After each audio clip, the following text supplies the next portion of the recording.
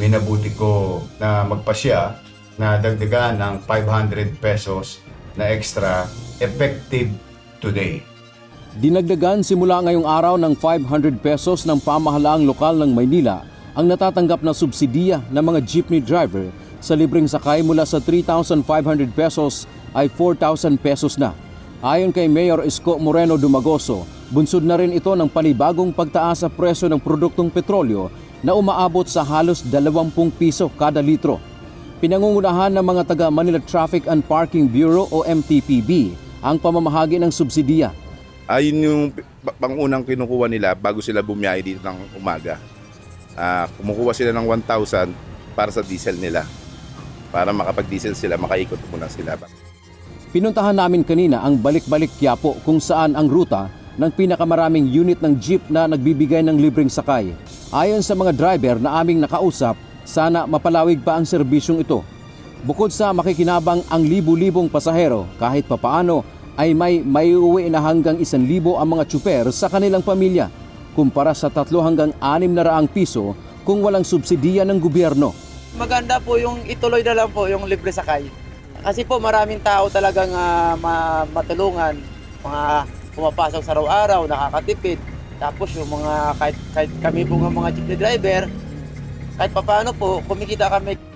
Kakaginhawa ng konti kaysa po yung wala pong libreng sakay. Kasi kung wala pong libreng sakay, dire-diretso po ang biyahe namin, talagang kakapusin po kami. Pati mga pasahero umaasang magtutuloy-tuloy ang programa.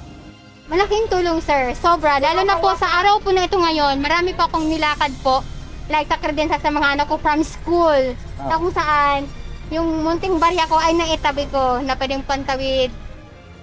Para masiguro na walang umabuso na driver o maniningil ng pamasahe sa pagpapatupad ng libreng sakay, may mga tauhan ng Manila Traffic and Parking Bureau ang kasama ng mga bumibiyaheng jeep. Kapag nahuling naniningil, posibleng hindi na makasama sa programa. Yan, so nandito tayo ngayon sa loob ng jeep na nagbibigay po ng libreng sakay. Tapos bibigay tayong pamasahe. Titingnan natin kung ano yung magiging reaction ni Kuya doon sa ibibigay natin pamasahe. Dahil nga libre ito, tatanggapin ba niya o hindi? Natural, honest to goodness ang tinitingnan natin dito. No?